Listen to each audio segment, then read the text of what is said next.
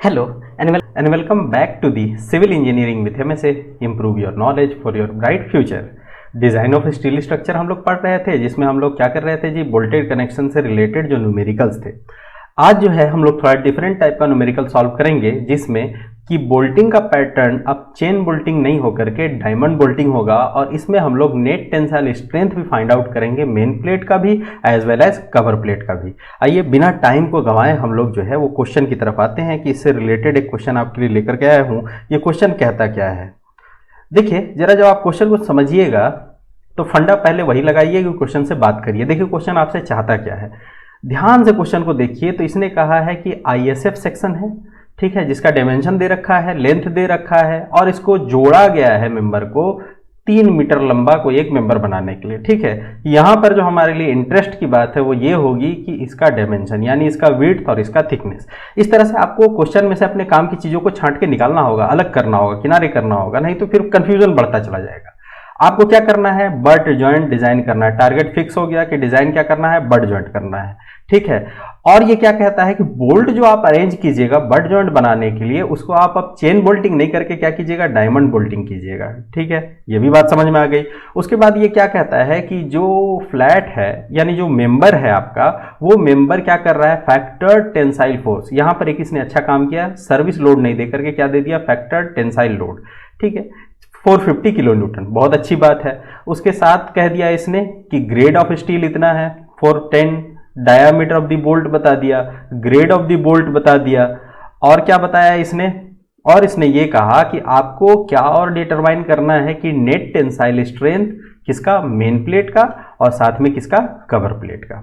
देखिए पूरे क्वेश्चन को देखने के बाद अब आपको टारगेट फिक्स करना होगा। टारगेट क्या है आपके लिए कि पहली बात यह है कि आपको बट जॉइंट डिजाइन करना है। बट जॉइंट जब आप डिजाइन कीजिएगा तो इसने बता दिया कि डायमंड पैटर्न का बोल्टिंग होगा, यानी इसमें अब आपको कोई इंटरेस्ट नहीं है। आपको क्या करना पड़ेगा, जो दो चीजें यहां पर गायब है, पहली चीज ये है कि नंबर ऑफ बोल्ट, ध्यान से देखिए, नंबर ऑफ बोल्ट यहां पर गायब है क्वेश्चन में, और दूसरा thickness, thickness of cover plate. जरा ढूंढिए, ये दोनों चीज आपको नहीं दिया गया है। क्या नहीं दिया गया है, नंबर ऑफ बोल्ट और थिकनेस ऑफ कवर प्लेट। ये लगभग एक फुल पैकेज है डिजाइन प्रॉब्लम का, कि इसमें आप नंबर ऑफ बोल्ट भी निकाल रहे हो, साथ में थिकनेस ऑफ कवर प्लेट भी निकाल रहे हो। ज्यादा अच्छा होता है कि ये पैटर्न नहीं देता, ये भी आप खुद से डिसाइड करते तो ये सारा का सारा काम आपका हो जाता है। उसके बाद इतना करने के बाद आपको बताना पड़ेगा कि जो टेंसाइल स्ट्रेंथ है मेन प्लेट में और कवर प्लेट में, ये कितना होगा। तो आइए सबसे पहले हम लोग क्या करें कि इन सब चीजों को पहले कर दे हम लोग यहां से इरेज, ठीक है, और हम हो जाए यहां से गायब, ताकि क्वेश्चन को सॉल्व किया जाए, है ना। तो मैं हो जाता हूं खुद को गायब। अब जरा देखिए, एक एक करके जो है गिवन को पहले लिखते हैं, और उसके बाद फिर हम लोग कोशिश करते हैं कि कितने आसानी से ये सवाल हम लोगों से बन सकता है। देखिए आपको गिवन क्या क्या है, जब आप देखिएगा तो आपको दिखेगा। अब मैं थोड़ा जल्दी लिखने की कोशिश करूंगा, है ना, सारी चीजों को आप जान चुके हो। यहां पर देखिए एफ यू की आपको वैल्यू दी गई है। एफ यू की वैल्यू कितनी हो जाएगी, 410 न्यूटन पर एमएम स्क्वायर, ठीक है। एफ यू भी जरा देखिए, एफ यू भी 4.6 ग्रेड बोल्ट के लिए कितना हो जाएगा, 400 न्यूटन पर एमएम स्क्वायर। ये कहां से आया ये बता देता हूं, वैसे अब तो याद ही हो गया होगा आपको, है ना। टेबल नंबर 1 पेज नंबर कितना में, 13 में आपको मिल रहा था ये चीज, ठीक है। अच्छा, और आपको क्या दिया गया है, जरा यहीं पर लिख लेते हैं। आपको दिया गया है डाया ऑफ बोल्ट। जब डाया ऑफ बोल्ट आपको दिया हुआ है 20 mm, तो आप डाया ऑफ होल बता ही सकते हो ना। हाँ जी बिल्कुल बता सकते हैं। डाया ऑफ होल आपका हो जाएगा कितना, 20 + 2 = 22 mm। 2 mm का क्लियरेंस रखेंगे, और ये क्लियरेंस कैसे रखेंगे, अपने मन से नहीं रखेंगे, ये हम लोग को दिया हुआ ना, टेबल नंबर 19 पेज नंबर 73 में ये बात दी हुई है। दो चीजें और है जो कि हम लोग निकाल ले तो बड़ा अच्छा होगा। एक तो वैल्यू है आपका मिनिमम पिच का, ठीक है, मिनिमम पिच, ठीक है। आज लिखने पे थोड़ा ध्यान नहीं देता हूं, जल्दी सॉल्व किया जाए इसको। मिनिमम पिच आपको कितना कहता है कि 2.5 इंटू डायामीटर ऑफ बोल्ट, यानी 2.5 इंटू डी। तो ये आप जब सॉल्व कीजिएगा तो आपके पास आ जाएगा 50 mm। अच्छा ये भी बता देता हूं, ठीक है। अब लेकिन ध्यान रखिएगा जरा, तो मजा आएगा। क्लॉज नंबर कितना मिलेगा आपको, 10.2.2 में मिलेगा। पेज नंबर जो है वो 73 में मिलेगा। आप लोगों ने अगर लास्ट न्यूमेरिकल को नहीं देखा है तो उसको देखिए, है ना, वहां से बहुत सारी चीजें आपको नई नई बातें समझ में आएगी। Minimum and distance, and distance, and distance जिसको आप ई से दिखाते थे, ये कितना होता था जी, ये होता था 1.5 1.5 into diameter of the hole. हाँ, मैं भी गलती कर दिया था एक बार। डायामीटर ऑफ द होल कितना है अपने पास 22, जब आप इसको करिएगा तो कितना आ जाएगा 33 mm। अच्छा, एक चीज़ और जो है, अच्छा ये कहाँ से आया ये भी पूछ लीजिएगा, अब तो बड़ा दिक्कत होगा जी, क्योंकि ये आया है क्लॉज नंबर 10.2.4.2 से, जो कि पेज नंबर 74 में आपको देखने को मिलेगा। अच्छा, एक चीज़ और है जो थोड़ा पता चल जाए तो बड़ा अच्छा होगा, क्या, गामा ऑफ एम बी, ठीक है 1.25। अब इसमें तो कोई तकलीफ नहीं है कि गामा ऑफ एम बी कहाँ से आया है, partial safety factor of material था, है ना। इसको हम लोग जो है फाइंड आउट करते थे टेबल नंबर 5 से, है ना, और पेज नंबर कितना था इसका 30 था।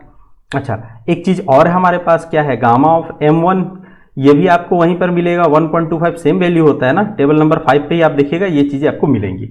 अच्छा, अब जरा सा हम लोग इस क्वेश्चन में आते हैं कि नंबर ऑफ बोल्ट जब आपको फाइंड आउट करना है तो दिमाग में ये बात तो बिल्कुल सेट हो गया होगा ना टारगेट की। क्या करेंगे सबसे पहले, सबसे पहला काम हमारा होगा शियरिंग कैपेसिटी, जिसको आप क्या कहते थे, डिजाइन शियर, है ना, शियर नहीं लिखता हूँ, फिर आप बोलोगे कोड की भाषा लिखा करो, तो कोड की भाषा ही लिखते हैं, डिजाइन शियर स्ट्रेंथ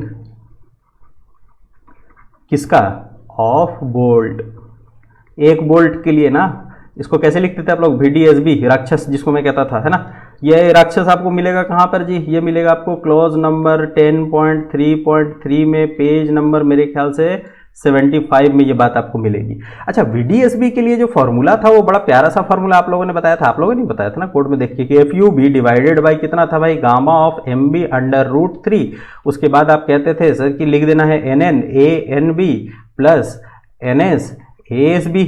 फिर जब आपसे मैंने पूछा था इसमें कि NN और NS क्या था, तो आपने बताया था कि भाई जो नंबर ऑफ शेयरिंग प्लेन कितना आ रहा है थ्रेडेड पोर्शन में, नंबर ऑफ शेयरिंग प्लेन कितना आ रहा है आपका शंक में। शंक में तो कुछ आ ही नहीं रहा, हम लोग एज्यूम करेंगे कि जितना नंबर ऑफ शेयरिंग प्लेन है वो किस में आ रहा है, थ्रेडेड पोर्शन में आ रहा है। क्योंकि केस जो है हमारे पास डबल कवर बट ज्वाइंट का है, तो एक बोल्ट के लिए नंबर ऑफ शेयरिंग प्लेन कितना हो जाएगा, देखिए जरा सा एक डायग्राम में बना के दिखाता हूँ। ये क्या है कि दिक्कत ये होती है ना कि आप लोग पढ़ के भूल जाते हो, अगर भूलो नहीं तो बड़ा मज़ा आ जाए, बिल्कुल हम लोग बहुत जल्दी जल्दी सीख जाएंगे चीज़ों को। ये मान लेते हैं मेन प्लेट है, और ये फिर आपने इसमें लगाया कवर प्लेट। अब देखिए ये जो दो जॉइंट है ना यहाँ पर, एक ये पहला आपका शेयरिंग प्लेन हो जाएगा, ये आपका दूसरा शेयरिंग प्लेन हो जाएगा। इसका मतलब क्या है कि NN की वैल्यू इज इक्वल टू 2 हो जाएगी, NS की वैल्यू कितनी होगी, NS इज इक्वल टू 0 हो जाएगा, ठीक है, क्योंकि प्लेन संख्या में आ नहीं रहा है। अब आपको और क्या निकालना की जरूरत थी, ANB। तो ANB निकालने के लिए जो हमारे पास फॉर्मूला है 0.78 इंटू π/4 इंटू डी का स्क्वायर। तो जरा सारी वैल्यूज को पटका जाए यहाँ पर, 0.78 इंटू π/4 इंटू डी का स्क्वायर कितना, 20 का स्क्वायर। जब आप इसको कैलकुलेट कीजिएगा तो बड़ा इसका राउंड फिगर में वैल्यू आ जाता है 245 mm का स्क्वायर। अच्छा, इतनी चीज़ों को निकाल लिया, अब VDSB आप निकाल सकते हो ना, ये तो बड़ा आसान हो गया। अब आप बताइए क्या क्या लिख दिया जाए। FUB की वैल्यू आपने पहले ही बता दिया है कि 400 है, बहुत बढ़िया। गामा MB की वैल्यू 1.25 है, सब तो आप ही बता रहे हो, कोई दिक्कत की बात है नहीं। NN की वैल्यू कितनी है, 2 है। आपने अभी जो है वो ANB कितना फाइंड आउट किया है, 245 प्लस, इसको लिख ही देता हूँ 0 इंटू ASB। अगर ASB आपको कभी मिल जाए ना, NS की वैल्यू कोई मिल जाए, तो ASB का फॉर्मूला आपको मैंने बताया था तीसरे वाले लेक्चर में शायद, क्या हो जाता है, π/4 इंटू डी स्क्वायर। अच्छा, इसको जरा आप कैलकुलेट कीजिएगा तो इसकी वैल्यू आपको निकल करके आएगी, कितनी निकल करके आएगी, बड़ी लंबी चौड़ी सी वैल्यू आएगी, 9052, ठीक है जी, 8.52 न्यूटन, ठीक है। अच्छा, आप कहोगे कि ऐसे तो काम नहीं चलेगा इसका, आप इसको निकाल के दिखाइए किलो न्यूटन में, तो मैं बोलूँगा बड़ा टफ काम आपने बता दिया कि 90.52, भाई 3 डिजिट के बाद में जो है वो डेसिमल लगा देते हैं, किलो न्यूटन। फिर से वही बात करूंगा, यूनिट लिखना बहुत ज़रूरी है। देखिए, नंबर ऑफ बोल्ट निकालना है, आपने design shear strength of the bolt तो निकाल दिया। अब आपको दूसरी चीज़ क्या चाहिए होगी कि भाई बोल्ट का हालत बियरिंग में कैसा है। तो अब दूसरा काम हम लोग कर लेते हैं जरा बड़े प्यार मोहब्बत से। क्या निकालेंगे, डिजाइन बियरिंग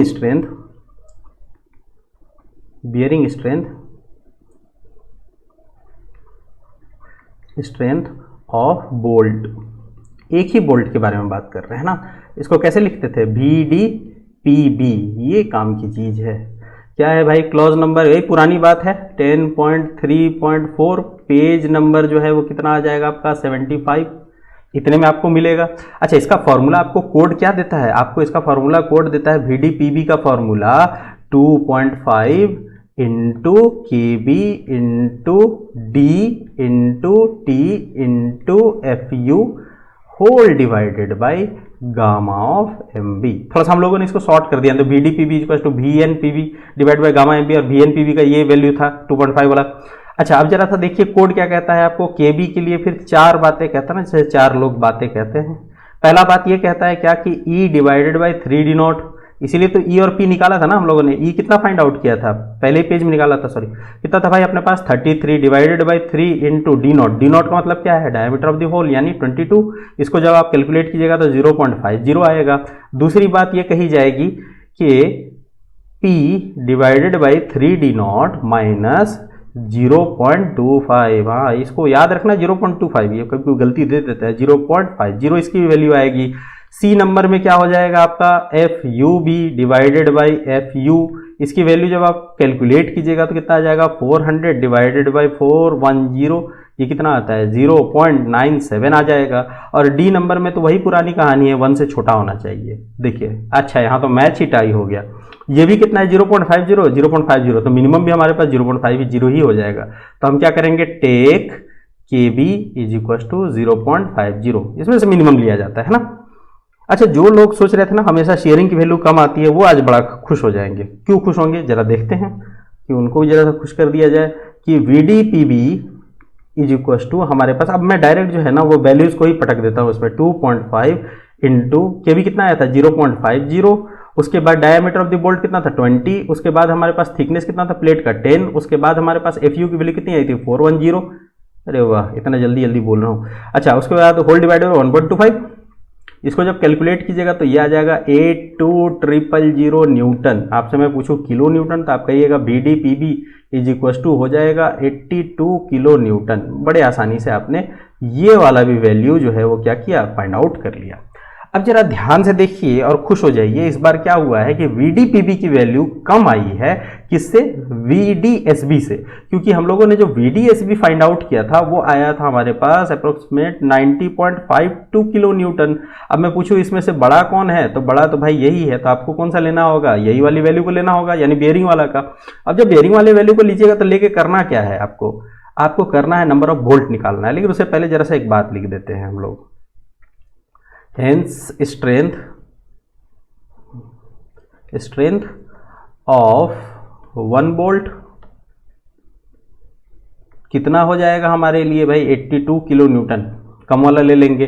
तो अब हम लोग प्यार से बता सकते हैं नंबर ऑफ बोल्ट्स कर देते ना, रिक्वायर्ड कितना होगा भाई, हमको जो फैक्टर्ड लोड दे रखा है डिवाइडेड बाय जो हमारा स्ट्रेंथ ऑफ 1 बोल्ट है। तो फैक्टर्ड लोड हमको शायद दे रखा था 450 kilo Newton divided by 82 kilo Newton, है ना। अब यूनिट लिखने की क्या जरूरत है, डायरेक्ट नंबर ऑफ बोल्ट निकालते हैं। ये आपके पास आ जाएगा कितना 5.48, ये मोरलेस बराबर आ जाएगा कितने के 6 वोल्ट यूज कर देंगे हम लोग, 6 वोल्ट।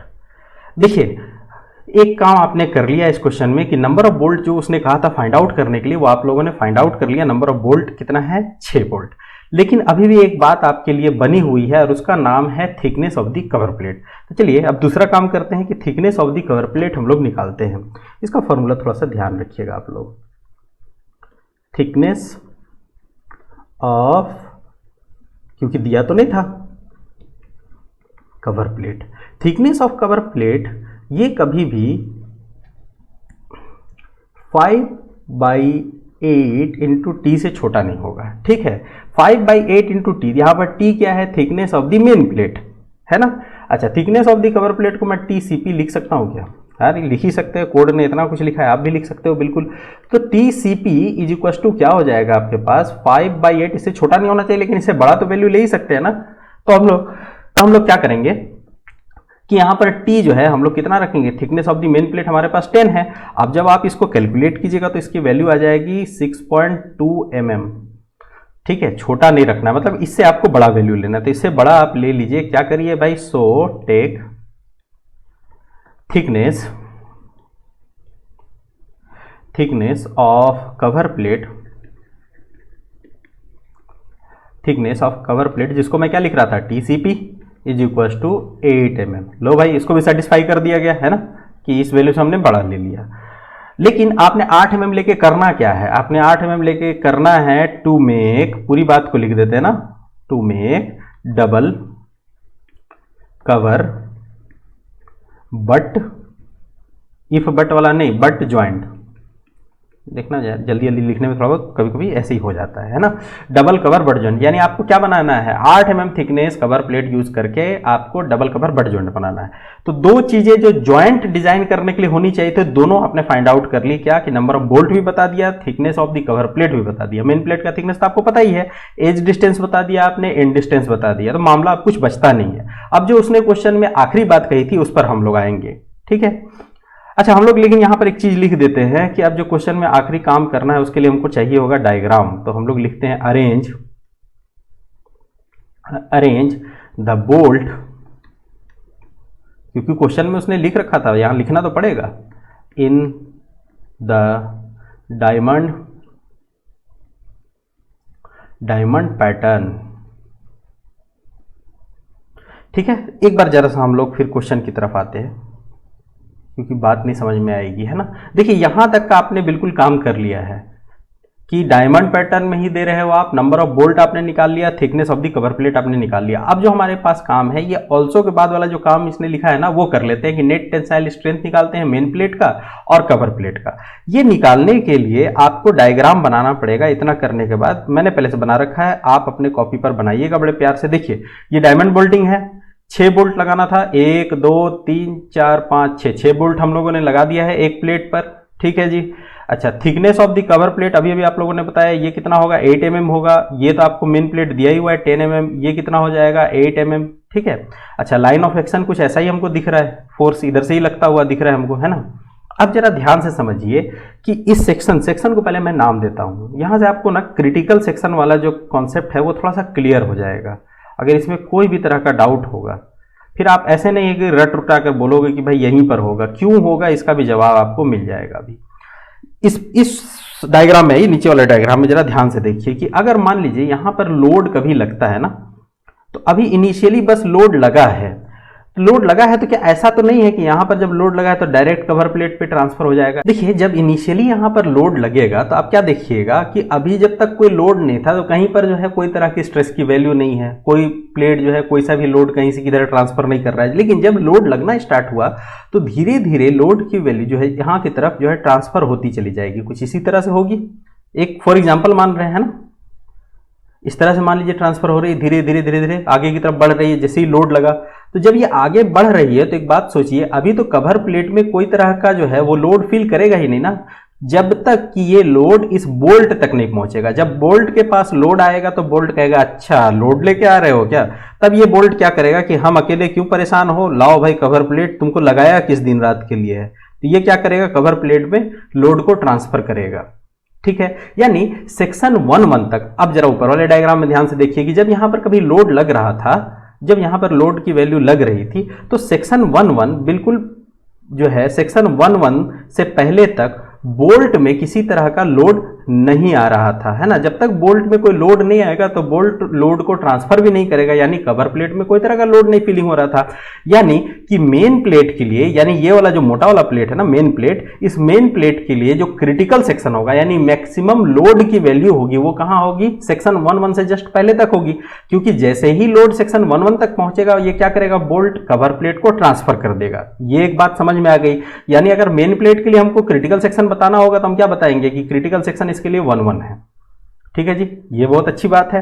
अब जरा फिर बात को आगे बढ़ाया जाए कि ये लोड यहां तक तो पहुंचा, नीचे वाले डायग्राम में जरा देखिए ध्यान से कि लोड यहां तक पहुंचा। अब जैसे ही क्या होगा, सेक्शन 2-2 तक पहुंचेगा तो प्लेट क्या बोलेगा कि अच्छा बोल्ट आ गया ना, अब ये थोड़ा और ज्यादा लोड को क्या करेगा, कवर प्लेट को दे देगा।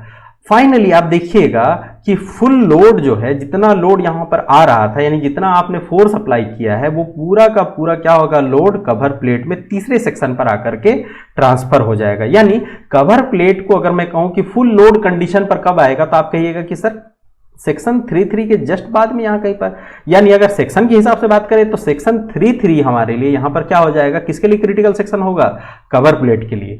इसीलिए जब भी कभी हमको क्रिटिकल सेक्शन डिफाइन करना हो मेन प्लेट का, तो हम लोग क्या करते हैं, लाइन ऑफ एक्शन के करीब जो बोल्ट का सेक्शन है वहां पर हम लोग बोलते हैं कि मेन प्लेट जो है यहीं से टूट जाएगा। और कवर प्लेट के लिए अगर बात करें तो हम लोग कहां पर बात करेंगे कि भाई जो आखिरी वाला हमारा बोल्ट है वहां पर। ये बात आपको समझ में आ गई होगी लगभग, मैंने कोशिश की थोड़ी सी समझाने की। अब जब ये बात आपको समझ में आ गई है तो अब आप निकाल सकते हो क्या, टेंसाइल स्ट्रेंथ। जो क्वेश्चन में पूछा है ना, बड़ा आसान सा सवाल है, ये बस समझने के ऊपर है। टेंसाइल स्ट्रेंथ ऑफ किसका, द प्लेट, प्लेट नहीं लिखते, मेन प्लेट लिखते हैं ना, तो कंफ्यूजन हो जाएगा ना। Main plate will be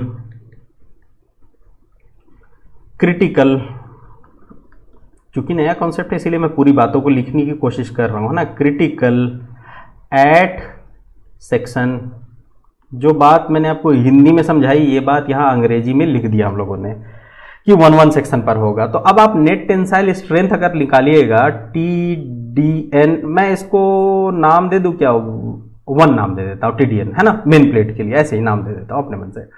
TDN आप यहां पर लिख भी सकते हो मेन प्लेट, मेन प्लेट ऐसे भी लिख सकते हो, कोई दिक्कत की बात नहीं है। TDN मेन प्लेट के लिए क्या हो जाएगा, 0.9 into FU divided by gamma M1 B minus ND0T। अरे भाई ये B माइनस ND0T क्या है, अगर मैं आपसे पूछूं तो आप कहिएगा सर ये तो AG टाइप का दिख रहा है हमें, area of the gross plate जो हम लोग निकालते थे, है ना। अच्छा ये आपको कहां पर मिलेगा ये फॉर्मूला, ये फॉर्मूला आपको मिलेगा क्लॉज नंबर, ये पुराना ही फॉर्मूला है 6.3.1 में, जिसका कि आपको पेज नंबर होगा, पेज नंबर मेरे ख्याल से 32 में ये बात निकलेगी, है ना, जो आप लोग पहले फॉर्मूला लिखते थे। अब ये वैल्यूज को हम लोग लेकर के आते हैं यहाँ पर, 0.9 इंटू FU की वैल्यू कितनी हो जाएगी, 410। अच्छा B कितना है, विड्थ ऑफ द प्लेट हमको क्वेश्चन में गिवन है 200 है, माइनस N जरा समझिए क्या है, नेट क्रिटिकल सेक्शन। तो ये 1-1 के लिए नेट क्रिटिकल सेक्शन कितना होगा भाई, एक ही बोल्ट के लिए देखना पड़ेगा ना हमको। तो यहाँ पर NN की वैल्यू कितनी, N की वैल्यू कितनी हो जाएगी 1। D0 आपके पास क्या है, डायामीटर ऑफ द होल, और थिकनेस कितनी है 10, डिवाइडेड बाई क्या हो जाएगा 1.25। जब आप इसको कैलकुलेट कीजिएगा तो आपके पास जो है वैल्यू निकल करके आ जाएगा कितना, 52545 न्यूटन। अगर आप इसको किलो न्यूटन में कहिएगा तो क्या हो जाएगा, TDN main plate is equal to कितना, 3 डिजिट के बाद लगा देते हैं, 525.45 किलो न्यूटन। ये देखिए एक बात आपने बता दिया है ना। अब बचती है दूसरी बात कि कवर प्लेट के लिए, तो अब कवर प्लेट के लिए हम लोग लिखते हैं, क्या लिखेंगे भाई, फिर से थोड़ा सा लिख देता हूं ताकि कंफ्यूजन ना रह जाए। Tensile strength of the cover plate will be, कहां पर जाकर के होगा, क्रिटिकल एट सेक्शन, कहां पर जी, हम लोगों ने देखा था सेक्शन 3.3 में देखा था ना। अब ये बात समझ में आ गई, अब कभी लिखा रहेगा तो कंफ्यूजन नहीं होगा मेरे ख्याल से। अब देखिए क्या हो जाएगा, TDN2 अगर मैं लिखूं, या फिर आप इसको TDN आप कवर प्लेट भी लिख सकते हो, कवर प्लेट भी लिख सकते हो, कोई तकलीफ की बात नहीं है।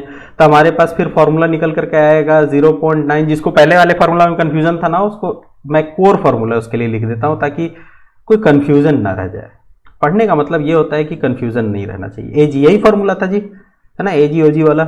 अच्छा ये कहाँ पर मिलता था, क्लॉज नंबर 6.3.1 में, पेज नंबर 32 में, IS कोड में। अच्छा अब AG अगर मैं कहूँ आपको निकालने के लिए, तो आप AG के लिए क्या फॉर्मूला लिखते थे, AG इज इक्वल टू आप लिखते थे कि B माइनस ND0T। तो इसी फॉर्मूला को यहाँ पर रख देंगे, तो ये वाला जो है वो आपके पास TDN2 मैं लिखता हूँ 0.9 FU क्या हो जाएगा जी, B माइनस ND0T। अब मेरे ख्याल से कंफ्यूजन दूर हो गया होगा ना, जिसके भी मन में थोड़ा भी कंफ्यूजन आया होगा। अब सारे वैल्यूज को उठाइए और पटकिए यहाँ पर, तो क्या पटकेंगे भाई हम लोग यहाँ पर, 0.9 इंटू FU की वैल्यू हमारे पास कितनी है, 410, ठीक है। b कितना है भाई 200 माइनस n कितना आएगा, जरा फिर से डायग्राम में जाते हैं हम लोग। क्रिटिकल सेक्शन में कवर प्लेट के लिए कौन सा है 3 है, तो ये जो 3 है यहाँ पर देखिए नंबर ऑफ बोल्ट कितने आ रहे हैं 1 2 3, तो कितना हो जाएगा भाई n का वैल्यू, n की वैल्यू हो जाएगी आपकी, ये वाले पेज में थे ना हम लोग, हाँ 3। अच्छा डी नोट क्या है आपके पास 22, लेकिन यहाँ पर अब t क्या हो जाएगा देखिए जरा, t यहाँ पर क्या होगा थिकनेस ऑफ कवर प्लेट, तो कवर प्लेट आपने कितना यूज किया है 2 कवर प्लेट आपने यूज किया है। एक कवर प्लेट जो है इसका थिकनेस कितना था 8 mm, तो 2 कवर प्लेट का थिकनेस कितना हो जाएगा, तो 8 इंटू 2 16 mm, बचपन की कहानी है ना, ये इतना होगा जी। तो यहाँ पर क्या करेंगे हम लोग 16 लिखेंगे, और गामा ऑफ m1 की वैल्यू कितनी हो जाएगी, गामा ऑफ m1 बड़े प्यार से हो जाएगा आपका 1.25। पेज बदल लेते हैं ठीक है, क्योंकि बड़ा हौज पौज सा हो गया था। अब आप जब इसको कैलकुलेट करिएगा तो TDN2 भी आप लिख सकते हैं, कवर प्लेट भी लिख सकते हैं, मैं दोनों लिख देता हूं ठीक है, जिसको जो पसंद में आए वो रख ले।